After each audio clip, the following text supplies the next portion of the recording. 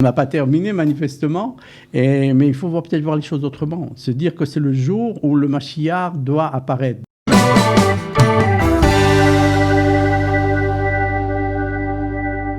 Et nous allons continuer nos émissions sur Tisha B'Av ce matin et nous allons recevoir à présent le rabbin Saadia Mourali pour parler de Jérusalem. Monsieur le rabbin, bonjour. Bonjour. Merci d'être avec nous ce matin pour parler justement de, on va dire, le point central pratiquement de cette journée de Tisha B'Av, Jérusalem, la destruction de Jérusalem. Et on va parler aujourd'hui un peu de ce qui se passe. On habite Jérusalem. On voit ce qui se passe à Jérusalem, on voit l'ampleur de cette ville, le développement de cette ville, le tramway, les bâtiments qui poussent de tous les côtés. On a du mal à comprendre qu'est-ce que c'est la destruction de Jérusalem. On voit aujourd'hui la reconstruction de Jérusalem. Oui, alors merci en tout cas de m'avoir invité et c'est pour moi l'occasion en fait, de vous dire quelques mots par rapport à Tisha B'Av. Alors, la question que vous posez est fondamentale parce que pour toute personne qui assiste et qui regarde le développement de Jérusalem, il ne peut qu'être émerveillé par le nombre de productions, de présentations d'immeubles qui sont présentés aujourd'hui. Et on pourrait se dire très justement, à quoi bon continuer de parler de la reconstruction de Jérusalem? On a reconstruit Jérusalem devant nos yeux. Mais en fait, nos Chachamim nous donnent un autre idéal, pas simplement une construction au niveau de l'urbanisme, mais au niveau spirituel. Alors pour cela, si vous me permettez, j'aimerais vous citer les 3 agathot qu'on retrouve dans Maseret Gittin. Oui. Et là-bas, il y a 3 enseignements qui se suivent. Mm-hmm. Le premier, c'est Kamsa et Bar Kamsa. Alors je suis sûr que vos auditeurs sont au courant. Je dirais un mot. On le rappelle quand même, c'est important. C'était un grand repas qui était organisé par un richissime de Jérusalem. Il voulait inviter son ami, Monsieur Kamsa, et il a invité son ennemi, Monsieur Bar Kamsa. Mm-hmm. Celui-ci assiste, il vient. Et il se rend compte de la bévue et il se dit bon, laisse-moi, je paye, je suis prêt à payer. Il ne voulait pas être renvoyé du dîner. Exactement. Laisse-moi, mais ne me fais pas honte. Bon, en fait, le Baal Simcha ne cède sur rien. Il donc quitte cette salle de réception, mais il faut retenir deux événements importants. D'une part, eh bien, les sages de la génération, le Sanhedrin, Kaniré, étaient présents et ils n'ont rien fait. Ouais. Premier point. Et second point, ça ne s'arrête pas là, puisque ce monsieur Bar comme ça va trouver l'autorité romaine et va dénoncer le peuple juif en disant tout simplement, ils sont prêts à fomenter une révolte contre toi. Et donc, la preuve, offre-leur un sacrifice, tu verras qu'est-ce qu'ils vont faire de ton sacrifice. Le sacrifice, vous le savez, était avec un moum, c'est-à-dire un défaut. Donc, c'était une question vraiment de base à l'Achik. Qu'est-ce qu'on fait? Est-ce que d'un côté, on est prêt à accepter ce sacrifice avec son défaut pour garder la paix, Pax Romae, c'était d'un point, ou sinon, on devait dire la halakha pure et dure et on devait accepter. En fait, les Chachamim sont très stricts sur cette idée de dire que le sage de l'époque, Rabbi Zecharia, il aurait dû faire la paix avec Rome plutôt que d'engager tout ce délire qui va amener à la destruction de Jérusalem. Première histoire. Deuxième histoire, c'est Tour Malka. Alors là encore, c'est une histoire incroyable. On est toujours dans la même période de la destruction du Beth Amikdash, mais quelques années après, on est dans une ville, une région qui s'appelle Tour Malka. Et là, il se passe la chose suivante. Ils avaient l'habitude, à Minag, pour tous les mariages, d'offrir un coq et une poule en signe de pour vous. D'accord. Et les Romains arrivent, encore une fois, ils sont sur place, quoi. Et ils ont besoin de poulets pour leur armée. Et ils disent, on réquisitionne tous les poulets. Et là, qu'est-ce que font les braves Hébreux? Ce sont nos ancêtres. Hein. Qu'est-ce qu'ils font? Ils se révoltent. Ils disent, mais là, n'est pas question. On ne va pas laisser partir toutes ces poules, tout ce symbole de fertilité qu'on a l'habitude d'amener. Et là encore, ça emmène à la destruction de Tour Malka. D'accord. Troisième cas, c'est Bétar, qui est peut-être plus connu. On est en 135. Après, OK. Et là, qu'est-ce qui se passe?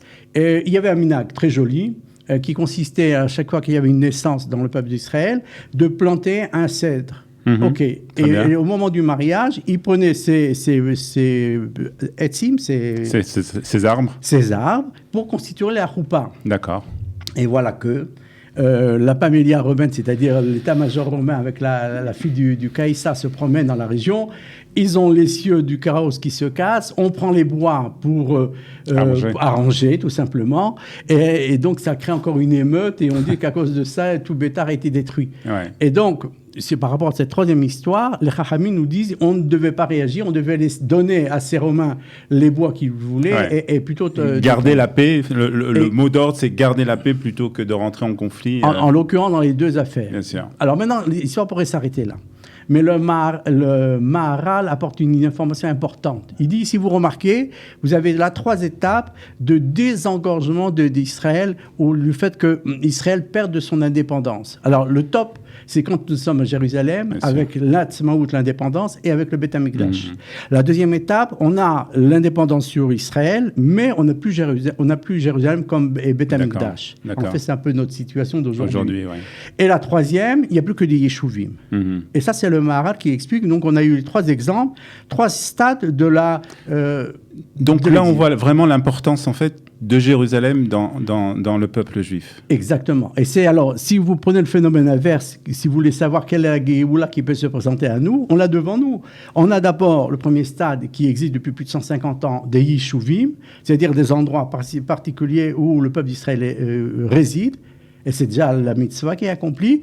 Deuxième stade, on a l'indépendance, ce qui correspond en 1948, sans avoir Jérusalem.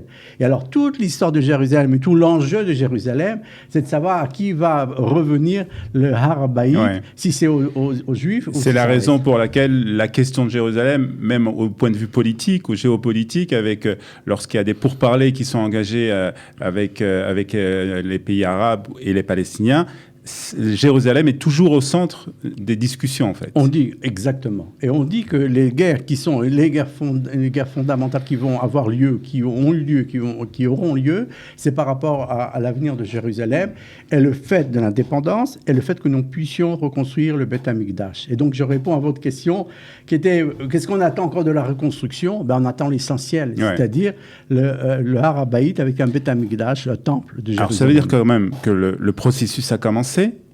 On peut dire que le processus, entièrement. A commencé. Alors, est-ce qu'on peut peut-être se poser la question, est-ce qu'on doit encore aujourd'hui, alors on le fait actuellement, on est en plein jeûne, est-ce qu'on doit encore jeûner pour Tisha B'Av ? Alors, 17 Tammuz de Tisha B'Av, vous n'êtes pas le premier à poser la question. C'est à l'époque de Zecharia, les Juifs qui vivent entre l'exil du premier Beth Amikdash et le deuxième Beth Amikdash, au moment de ces 70 ans où nous étions en Babylone, ont posé la question au Navi de l'époque. Il lui dit, écoute, je ne comprends pas, maintenant on reconstruit le Beth Amikdash, pourquoi devons-nous continuer à jeûner, vous savez, les 4 jeûnes qui sont 17 Tammuz. Tous ceux qui sont liés à la destruction de Jérusalem. Exactement, là, Sarah Betevet, roulé. Et la réponse qu'il va donner, il dit, en fait, les 3 jeûnes qui sont le 17 Tammuz, ils sont supprimés pendant la période du deuxième temple, mais Tisha B'Av, et c'est retenu comme ça dans la halakha d'après le Rambam, c'était facultatif. C'est-à-dire qu'à l'époque du second temple, on avait la possibilité de jeûner Tisha B'Av ou non. C'était comme ça, c'était retenu. Personne qui ressentait le manque du Beth Amikdash, parce que ne pas oublier, il y a une différence fondamentale entre le Beth Amikdash premier et le deuxième Beth Amikdash, c'est ce dont on n'avait déjà plus les Urim et Tumim, on n'avait plus les Nevim, on n'avait plus... D'accord, mais les sacrifices étaient encore. Oui.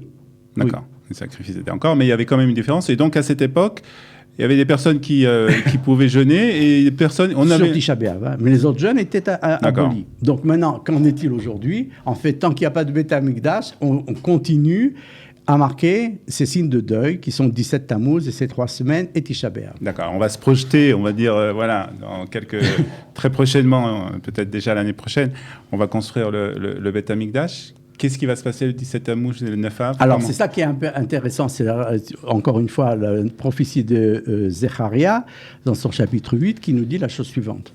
En fait, ces jours de deuil deviendront des jours de joie. Et donc, le 9 Av deviendra la fête par excellence de la Géoula, la fête qui rassemblera tout le peuple d'Israël. D'accord. Et alors, si la Chassidoute continue, il dit 17 Tammuz, ça sera Yom Tov, Tisha B'Av Yom Tov, alors quel sera le statut des jours intermédiaires ? Chol HaMoed. Pendant 3 semaines de Chol HaMoed. Alors maintenant, sur ça, j'ai trouvé un enseignement qui est intéressant.